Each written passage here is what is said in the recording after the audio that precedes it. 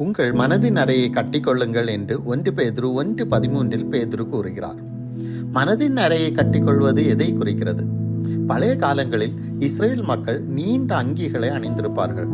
ஏதாவது வேலை செய்ய வேண்டும் என்றால் அவர்கள் தங்கள் அங்கிகளை தூக்கி இடுப்பில் கட்டிவிட்டு தான் வேலை செய்வார்கள். அறையை கட்டிக்கொள்வது வேலை செய்ய ஆயத்தமாக இருப்பதை குறிக்கிறது. அடுத்த கேள்வி என்னவென்றால், மனது அறையை கட்டிக்கொண்டு செய்ய வேண்டிய வேலை என்ன?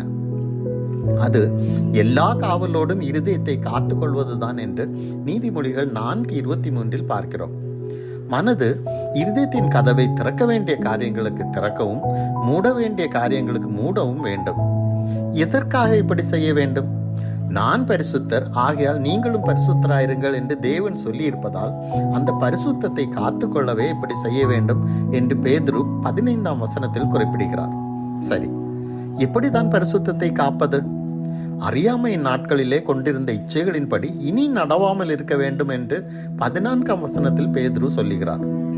மாம்சத்தின் இச்சை, கண்களின் இச்சை, ஜீவனத்தின் பெருமை ஆகிய இம்மூன்றும் பரிசுத்தத்தை கெடுக்கும் என்று 1 யோவான் 2:16 சொல்லுகிறது. எனவேதான் ஒருமுறை விழுந்த தாவீது சங்கீதம் 101:3 தீங்கான காரியத்தை என் கண்முன் வைக்க மாட்டேன் என்று திட்டவட்டமாக கூறுகிறார். நாம் எதை பார்க்கிறோம், கவனிக்கிறோம், எதில் பொழுதுபோக்குகிறோம் என்பதெல்லாம் மிகவும் முக்கியம். தேவையில்லாத காட்சிகள் இருதயத்தில் போகாமல் இருதய கதவை மனது அடைக்க வேண்டும். ஆகாத சம்பாஷணைகள் நல்லொழுக்கத்தை கெடுக்கும் என்று 1 கொரிந்தியர் 15:33 பார்க்கிறோம். நம்மை சுற்றி உள்ளவர்களின் பேச்சு நம் எண்ணங்களையும் செயல்பாடுகளையும் பாதிக்கிறது.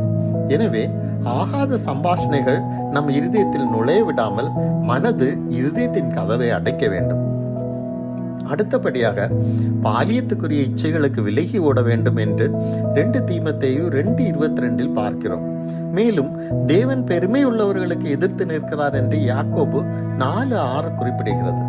எனவே இளமை பருவ பாலிய இச்சை எண்ணங்களும் தற்பெருமை எண்ணங்களும் இருதயத்தில் நுழையாமல் மனம் இருதய கதவை மூடிக்கொள்ள வேண்டும். இதோ வாசல் படியிலே நின்று தட்டுகிறேன். ஒருவன் என் சத்தத்தை கேட்டு கதவை திறந்தால் அவனிடத்தில் நான் பிரவேசித்து அவனோடே போஜனம் பண்ணுவேன் என்று வெளிப்படுத்தல் 3:20 இயேசு கூறுகிறார். அவனோடே போஜனம் பண்ணுவேன் என்று இயேசு சொல்லும் போது நம்முடன் எவ்வளவு நெருங்கிய உறவை விரும்புகிறார் என்பதை அறிந்து கொள்கிறோம்.